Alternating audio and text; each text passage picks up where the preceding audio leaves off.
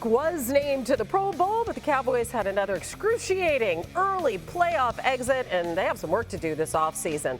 They are projected to be nearly $23 million over the cap, with Prescott set to have a cap figure of nearly $60 million. And they have big-name free agents, including left tackle Tyron Smith and running back Tony Pollard. Now, Jerry Jones had a lot to say yesterday, as usual, including his thoughts on Dak Prescott's future. Dak has done nothing to change my mind of any promise for the future. I think I said in the deal that we'd go as far as Dak takes us in the playoffs. Remember that? Right. We'd go as far as Dak takes us. Right. How do you feel you're playing? And that's how far we went.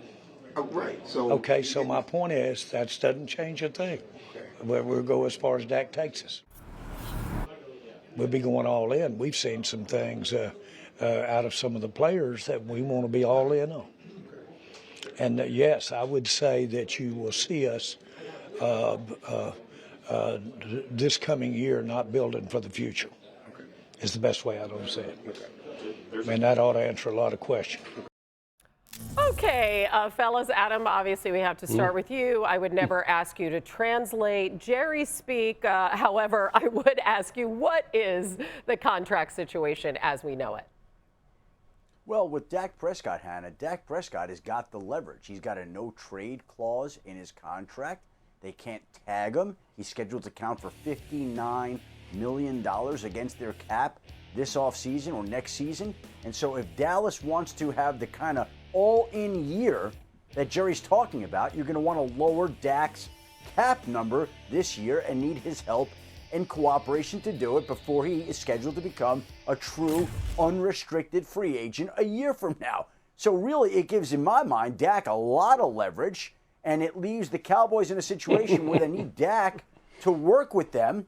And Dak's coming off a game where obviously he struggled in the playoffs, didn't go as well as he wanted. And there Jerry Jones is talking about Dak taking us as far as he will. This team will go as far as Dak takes us. Well, he took them this year into that round where they lost to the Green Bay Packers in the divisional playoff round at home. So I don't know exactly what Jerry meant by that. I'm not going to try to figure it out. Right. I do know that when you look at it, Dak is in a position of power, whether the Cowboys like it or not. Yeah, that line really caught my attention as well, given that they've never been past the divisional round with Dak, and he's 2-5 in the playoffs. But apparently, Jerry, once again, looking ahead, Hawk, how should Dak play this? I mean, I'm more worried about how Jerry Jones is playing it because, to Adam's point, Dak has every piece of the leverage. If I needed my mom to give me permission to go out with my friends, I was taking out the trash can. I was having the best manners you could imagine. I'm doing anything to get in her good graces. And here is Jerry Jones speaking about Dak like he doesn't have all the cards playing in his favor. And if you're going to take that sentiment and take that tone about what Dak Prescott means to this team and this organization, why should he do anything to help the team? Right? If I'm him, I'm making sure that whatever we come to an agreement on is 110% pointed in my direction and in my favor. Man, if I'm Dak, I'm sitting across from that table, I'm writing a number on the check and I'm sliding it over. Like, here's my offer. Here it is. That's my number right there, because Shefty laid it out. He has everything. The Dallas Cowboys can't do anything moving forward. Like, he has all the leverage right here. So, like I said, it's great to be Dak Prescott right now. I know he's coming off of that loss against the Green Bay Packers in the divisional round, but that doesn't change the leverage that he has over this whole organization. Wait, D. Woody, if you're hearing all in, right, from Jerry, and you're Mike McCarthy, who apparently could have a short runway here, what are you thinking? Listen, I'm a lame duck coach, and I'm hearing my owner say, we're all in. I'm like, thank you.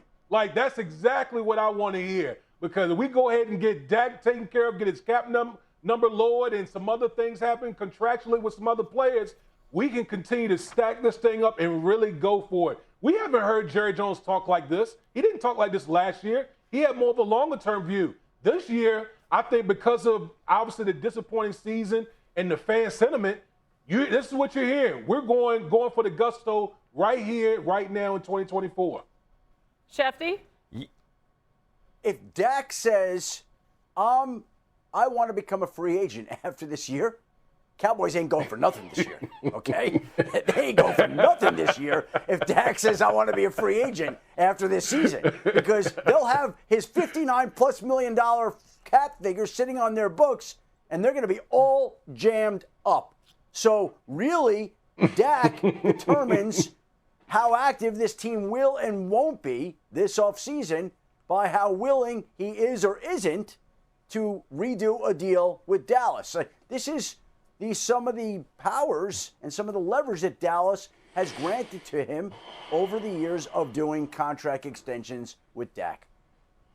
And that's exactly the point that needs to be made, Adam, is that they need to be laying out scenarios to convince Dak of what the future looks like. And not only that, you're not going to get a better quarterback from Dak in the free agent market. It's impossible. I am telling you that now. Dak Prescott led the league in touchdown passes. Say what you want about his playoff performances. He is the best. Quarterbacks like that don't hit the free market. You will send the entire league into a frenzy because double-digit teams will be backing up the Brinks truck and smoozing him to try to get him for his services. So I don't know the angle Jerry Jones is playing. You don't have the ability to go all in. And Dak Prescott is the one who should be fielding the offers from you about how you should be making him feel a lot more fuzzier inside than you currently are. And one more time, if Dak says, I want to become a free agent next offseason, and he decides that he doesn't want to re-sign with Dallas and he wants to, I'm just wondering out loud with everybody on the set, what is Dallas's idea for a replacement quarterback in 2025? Cooper Rush? Gardner Minshew? Who are they bringing in? They drafting somebody this year? Like, what are they doing? Trey Lance? Trey Lance is taking over in 2025?